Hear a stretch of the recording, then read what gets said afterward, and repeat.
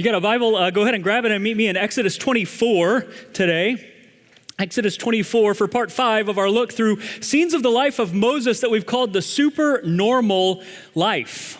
And at the end of Moses' life, God and some of the people closest to Moses, when they got ready to write the obituary on Moses' life, they said that Moses was a guy who learned how to walk with God face to face like a person walks with a friend. Encounters with a supernatural God had become a supernormal thing for Moses. We're trying to learn what he learned to see if maybe that's possible for us too. We'll be in Exodus 24 today for part 5 of that. It was supposed to be 3 hours. Then a storm came out of nowhere and turned 3 hours into 3 years. Captain Jonas Grumby, a girl from Kansas who was there on a lottery ticket, Professor Roy Hinckley, a Hollywood actress, and a Wall Street millionaire couple named the Howells, along with the clueless first mate, Willie Gilligan, found themselves stranded on this uncharted island somewhere in the middle of the Pacific, trying to just survive day after day, but ultimately find a way home. Gilligan's Island was a television show my parents grew up on and then recycled for my brother and I as kids. If you've never seen Gilligan's Island, you can be forgiven for that. But good luck to you if you ever try to find your way off of a deserted island. Let's just say they fared better than Tom Hanks. I mean, Mrs. Howell, she had a full wardrobe and fresh makeup every day. Tom Hanks was talking to a volleyball. So pick your poison if you want to learn a lesson about being stranded on a desert island. A huge part, though, of the reason that the people on Gilligan's Island did so well was the person on the island who was most responsible for their survival every day. It was the professor. The professor solved whatever problem the people faced in every episode, every day, by building these homemade contraptions out of the boat's spare parts or natural resources that he found there on the island. In one episode, he built a Geiger counter to determine whether a meteor that had landed there on the island was radioactive. I mean, that's a big deal, yeah? Another episode, he developed a telegraph machine to be able to reach an aircraft that was circling overhead. The professor is brilliant. He's helpful, he's resourceful, he's handy in solving almost every problem that the castaways encounter along the way, except one. And when you think about it, it sort of makes you question just about everything you think about the professor's brilliance, resourcefulness, and handiness, and helpfulness.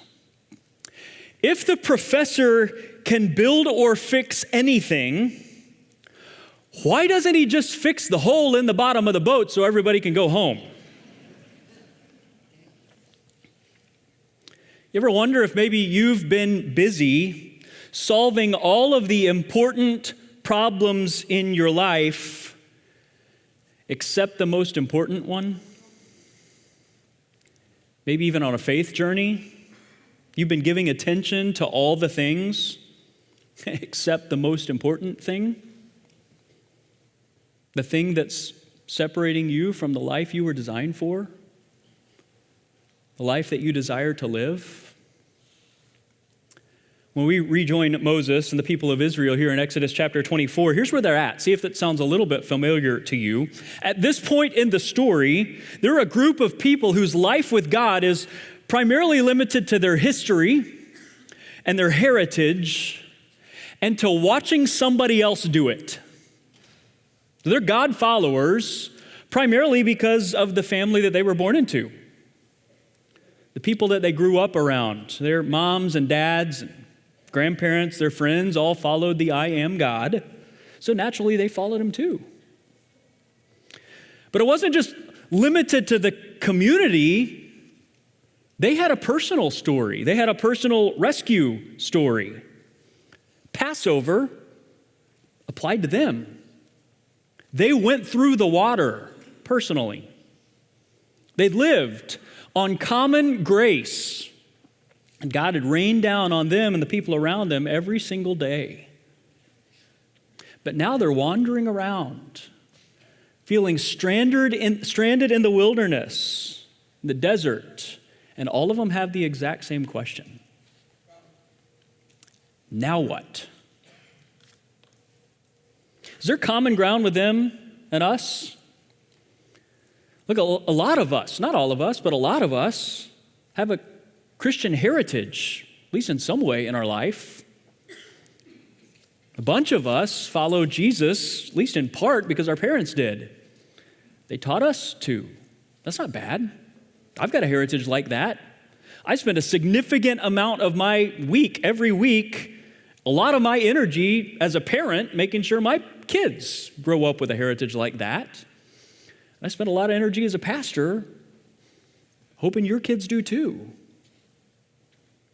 But even if you don't have that kind of family history, if you're an American, you've grown up in a culture whose values and ideals have been shaped by Christianity. Not entirely, but significantly.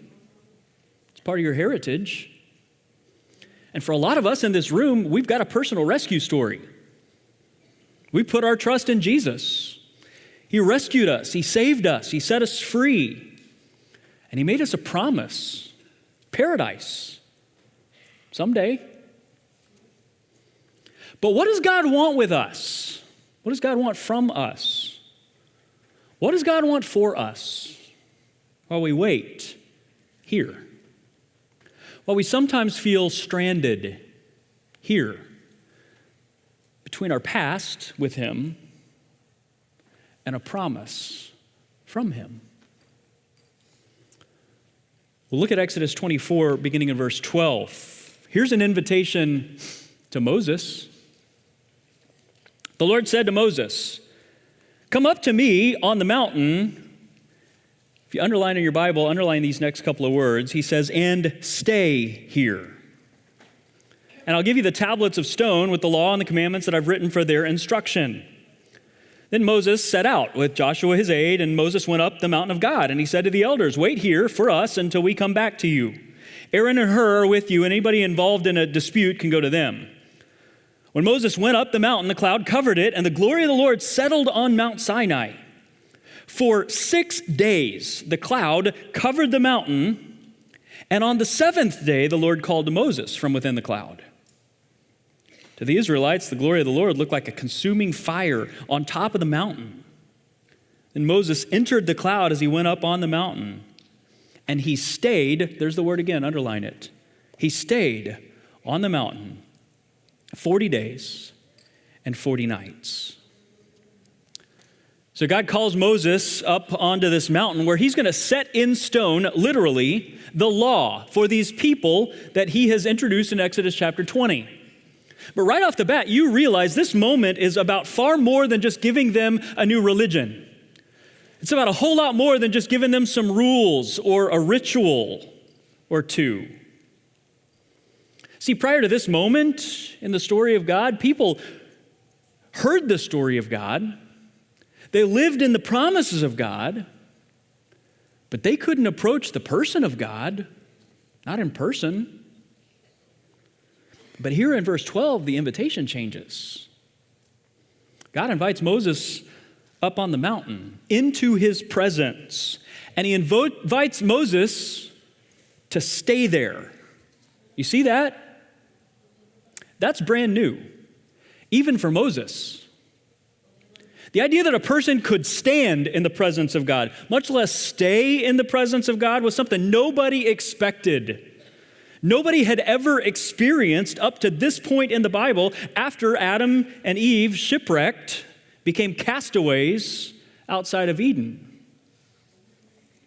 But pay attention to the invitation. Stay.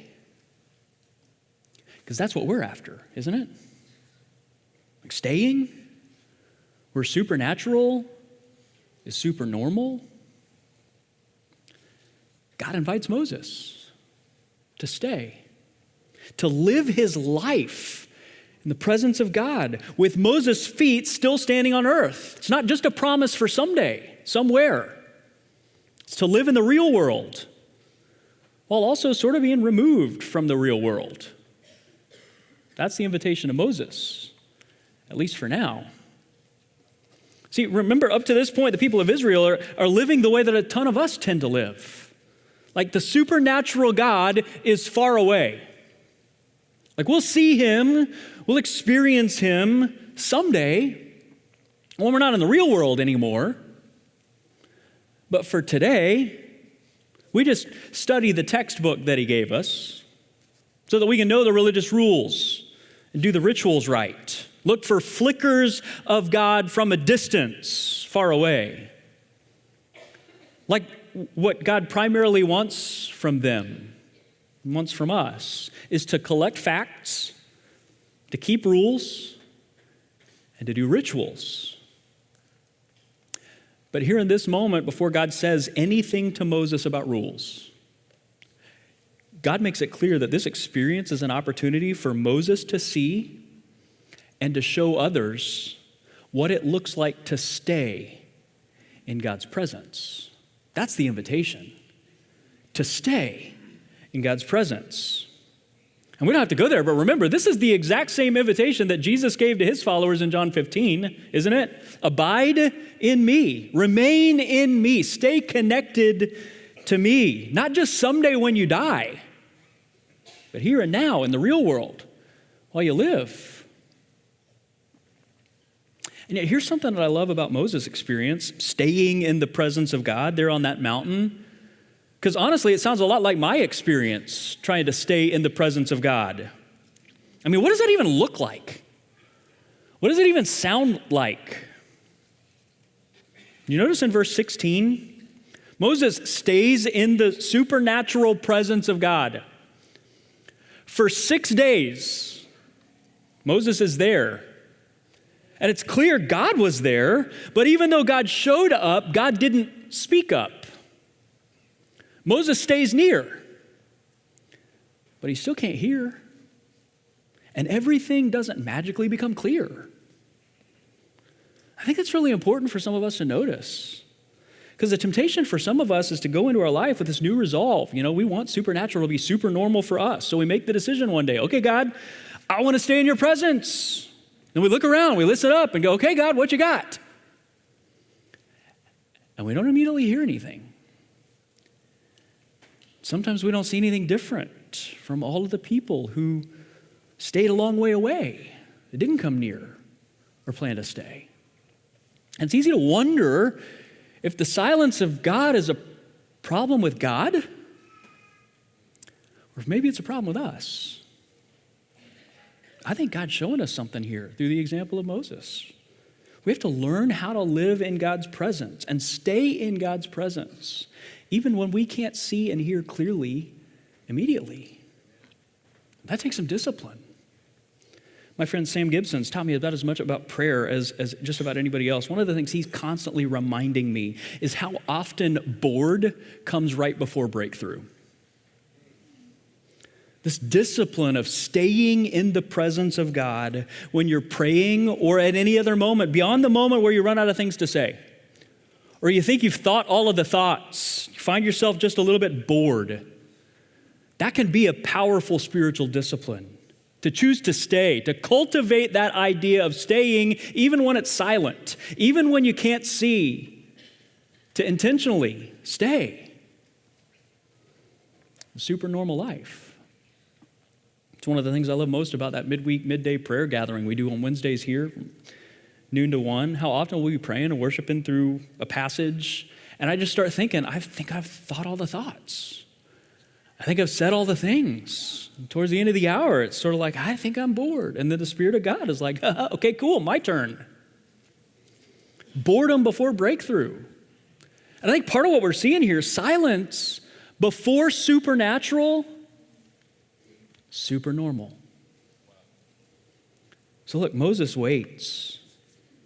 But then here in Exodus 24, and then over and over and over again through the next few chapters of Exodus, all the way through Exodus chapter 31, God does begin to speak.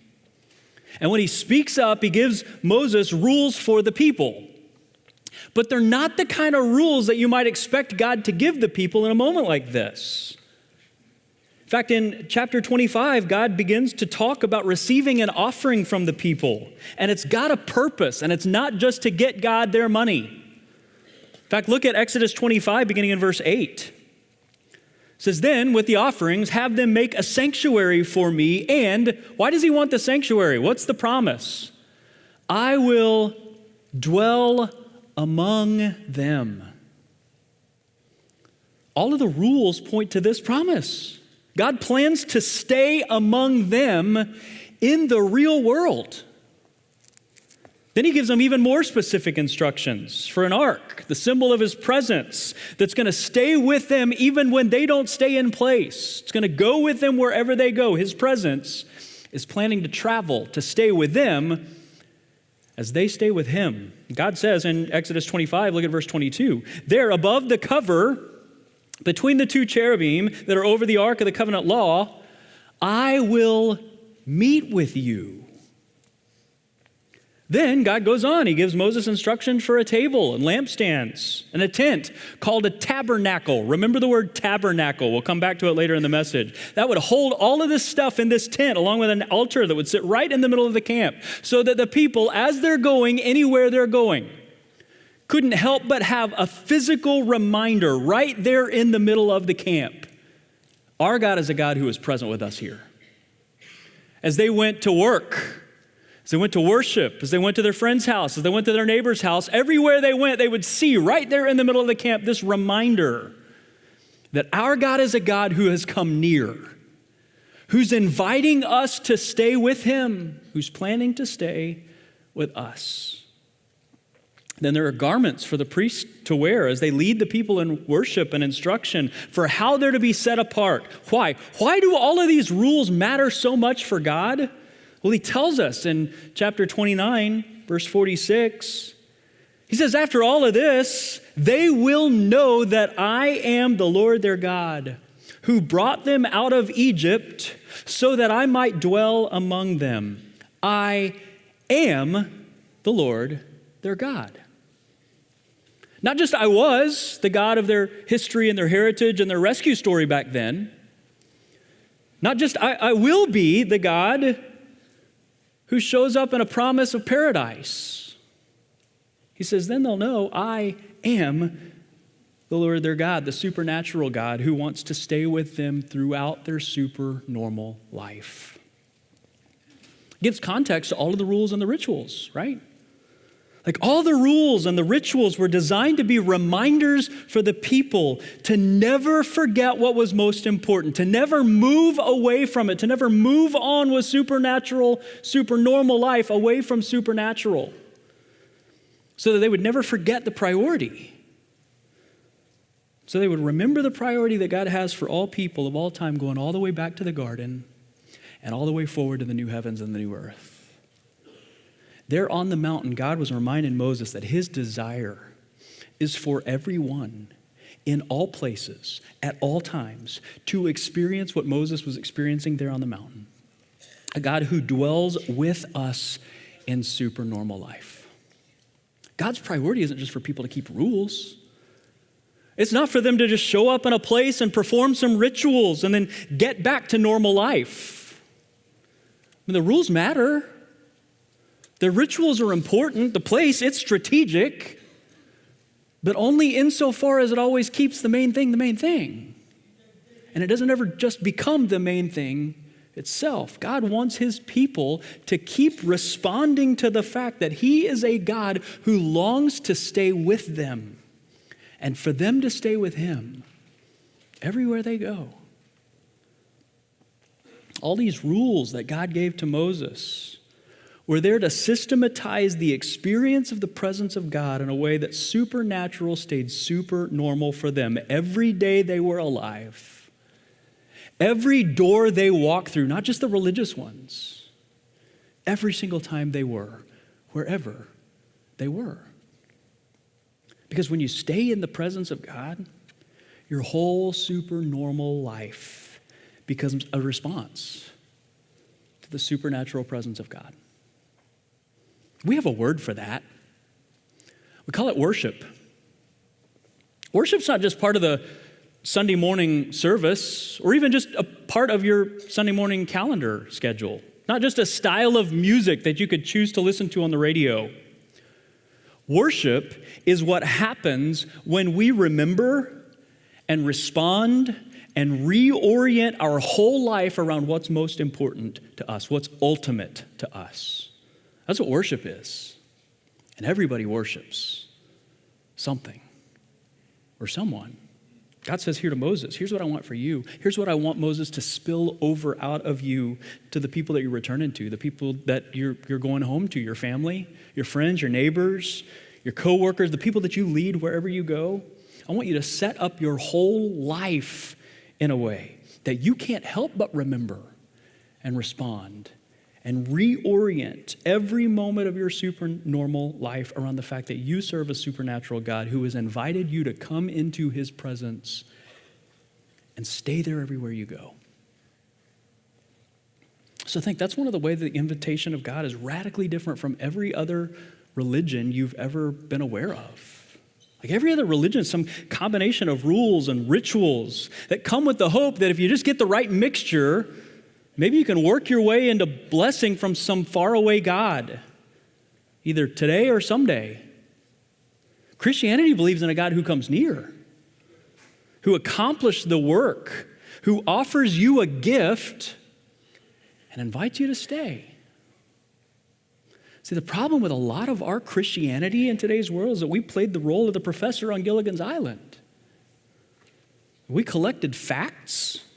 We came up with solutions to solve all of the problems with all of the people around us if they just listen to us and follow our instructions. But we left behind the most important thing about us, and in the process turned Christianity into something that is fundamentally not any different from any other religion. It's just a different option for rules and rituals, in an ocean of rules and rituals. And even if ours make our lives marginally better than theirs, they don't deal with our fundamental problem. We're living real life, stranded and separated from the life that we were designed to live, the one that our God invites us into and says we were designed to live with him. Look, the point of the rules, even the Old Testament law, was not to try to make bad people behave. It was try to help God's people be different, so that when their God did what our God does, there would be no doubt in the world about which God it was. Our God is the God who comes near. That's the good news of Jesus that Moses' whole story points to. God came near. Jesus' best friend said it, John chapter 1, verse 14. The Word became flesh and made his dwelling among us. That word translated made his dwelling is a really specific technical word. It points back to these passages. The best literal translation is maybe one that you grew up with. God became flesh and tabernacled among us. It all pointed to this. God didn't just stay at a distance. His invitation is not for you to just live a marginally more moral life and apply good education and moral principles that you've learned to the everyday problems of life. Jesus came near. He came to take away everything that separates you from a supernatural God. He took your penalty as a substitute when he died on a cross separated from God. He conquered your enemy as a king when he rose from the dead and made a spectacle of the grave and its guards. And he offers you rescue as a gift that you can receive right where you're sitting. And he invites you to stay in his presence for every moment of your supernormal life. Why don't you stay? In a couple of minutes, we're going to have some time to respond. That is a critical moment of our service every week. That response is the difference between receiving an invitation from God and just experiencing religious entertainment.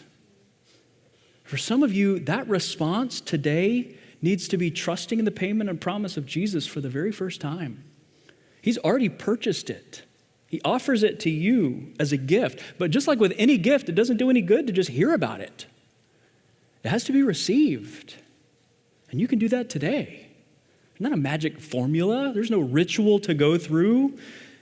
Just tell him in the privacy of your heart, right where you're sitting, God, I'm putting an X through all of my effort and my religion and rule keeping and rituals, and I'm putting my trust in Jesus' promise that his death and resurrection counted for me. And in that moment, instantly, God promises you move from death to life with him, that you will never be separated from him for a single second. He will never leave you or forsake you. And you're invited to live like it. For some of us, as we get ready to respond, who have received that rescue, why don't we live like it? You don't have to do these rhythms that God gave Moses and the law. You're set free from the law and its obligations. But you are invited to participate in its blessings. So think back to that definition of worship. Worship's what happens when we remember, respond, and reorient our whole life around what is ultimate to us. I just wonder if you could develop some triggers in your life that remind you of his presence with us wherever you are. We've talked before about some supernormal ways to do that. You don't have to be weird. At various points in my life, I've worn a watch that chimes every hour on the hour, just enough to disrupt me for a second. Sometimes I'll set a notification on my phone that chimes every hour, just reminds me every hour that I'm awake, wherever I am, to just stop and think about the hour past. The fact that God was present with me through that, and to just do inventory of how many times I remembered that. And then to reorient my next hour on the fact that he's there. I have a friend who is allowed to have a candle on his desk at work. He lights it whenever he's in the office as a reminder. God's presence is there with him. I know a lady that intentionally wears a different bracelet every single day so that something always feels just a little uncomfortable for her. As a reminder all throughout the day, whenever she notices it, to go back to the presence of God. A friend that stuck a little dot on the door frame of every door frame in his house and all the strategic places at work you would never see, but he doesn't miss. My wife would kill me if I did that. That might work for you. So whatever it takes, are there some things that you could create as reminders wherever you are that it's a place that God's present and inviting you to be present with him? I like to show up to meetings just a little early to orient myself around whatever spot that I'm at. And remember, this is a place that the supernatural God is. And I want to stay tangibly aware of his presence, even while I'm here. Reminders. Could you develop a disposition to respond? Brian Smith is our Alliance congregation's pastor. He was talking the other week as we were studying through this passage together about a basketball coach he used to have during high school that would coach them during free throws or whenever else the play was stopped to pay attention to their lean when nothing seemed to be going on. Never stand flat-footed on a basketball court, but to anticipate where the action was going to be and to lean into the lane. That may be terrible basketball advice. I don't know. But it's great advice if you want the supernatural life to be supernormal. To not go through life flat-footed. Especially when it seems like nothing's happening, to develop this disposition that leans towards anticipation. Like, this is a place that the supernatural God is present with me. If he gets ready to speak or if he gets ready to move, I bet it's in that direction. So I'm going to start leaning that way in anticipation. Disposition to respond. And then finally, is there an area you need to reorient? Is there an area of your life that's inconsistent with a person that's walking every moment of a supernormal life in the presence of our supernatural God? Is there an attitude? Is there a behavior or a habit or belief that you're holding that is keeping all or some portion of your life pointed away from the life that you're designed for? And ultimately the life you desire? Maybe it's something overtly sinful, and you know that it is. Or maybe it's not something that's overtly sinful. It's a lot more subtle than that.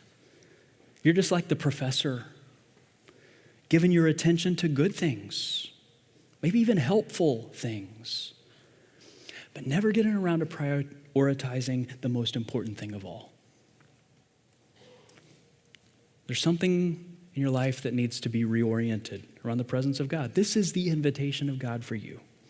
Not just to learn some facts, solve some problems, not just to lean on your history and your heritage, as important as those are, not just to perpetrate the values of some people group. It's to receive the promise of the presence of God and to live in it everywhere you go. It's not just the invitation of God to Moses, it's also the invitation of Jesus to you. In fact, when you walked in today, you probably got elements for communion. You go ahead and take that out. On the night before he was crucified, Jesus gathered together all of the people who had been walking with him now for more than 3 years. And as they gathered together, Jesus gave them a symbol. He gave them a picture. They were eating the Passover meal. And he gave them something that he wanted them to remember. He infused it with meaning. But what I love about this, and you've heard me say this before, one of my favorite things is if you've ever been to a Passover Seder, you know that there are elements in the Passover meal that are special. They're unique only to the Passover meal. You only do that on a religious occasion once a year, and they're symbolic. They matter.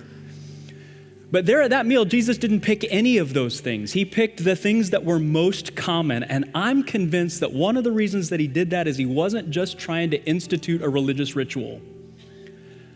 I think he was going for a daily reminder. Every time they had bread, every time they drank wine, that they would remember that he was a God who had done everything possible to be present with them. If you'd go ahead and take the bread out, just peel off the top there and hold that in your hand. Jesus said, "This is my body broken for you." Bread was on every table, at every meal. And he put a taste in their mouth so that every time they ate it, they would remember that moment. They would think back to it. They couldn't help but remember. And he told them, "Don't forget, my body was broken for you. Do this in remembrance of me." For 2,000 years, not just as a religious ritual, but as a reminder for everyday life, we remember that Jesus has done everything necessary to bring us into the presence of God, but it has to be received. And so we receive it and we remember. Let's take this and remember his body broken for us. And then he took a cup, and the scriptures say he passed it around. It was a cup of wine. We use grape juice. Everybody gets to participate at Doxology. One of the things, though, about wine in the Old Testament was it is a symbol of two things. It was always a symbol of judgment. It was a symbol of joy. And in Jesus, both of those things come together. He says, I want to make you a promise. I'm going to receive God's wrath. I'm going to receive God's judgment so that you can experience God's joy. Well, where is joy found? The psalmist says, in the presence of the Lord is a fullness of joy. Jesus says, don't ever forget. I received the wrath. I took the judgment so that you could experience joy. Remember. And so we do. His blood poured out for us as a promise. Let's remember together. Father, would you let us be people that walk every day in your presence, with the hope of what you've provided, the promise that you've made to us. Lord, would you let us be people that are staying people, because you're a staying God. As we go from this place, Lord, would you let the response and song that we sing in just a moment be the cry of our heart, to stay on our lips. Would you leave this taste in our mouth so that we don't forget, even as we go from this place to all of the places that you're sending us to be people who walk in supernormal life, in the presence of a supernatural God. We ask it in Jesus' name. Amen. Church, would you stand with us as we respond in worship?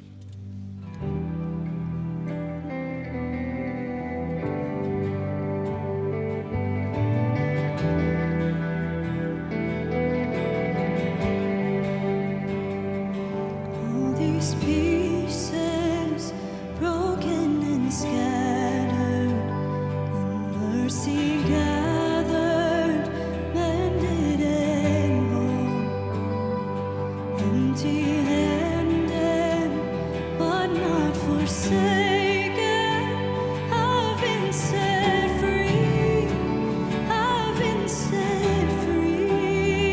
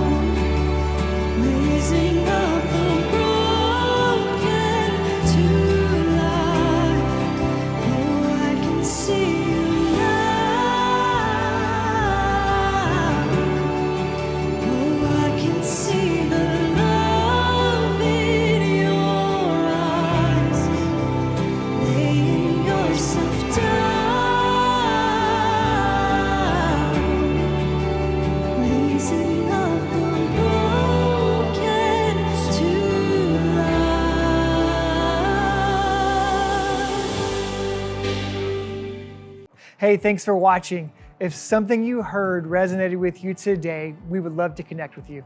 Visit doxology.church/connect or leave a comment below. And if you enjoyed today's message and you want to see more, make sure you give this video a like and subscribe to our channel so you don't miss any new videos.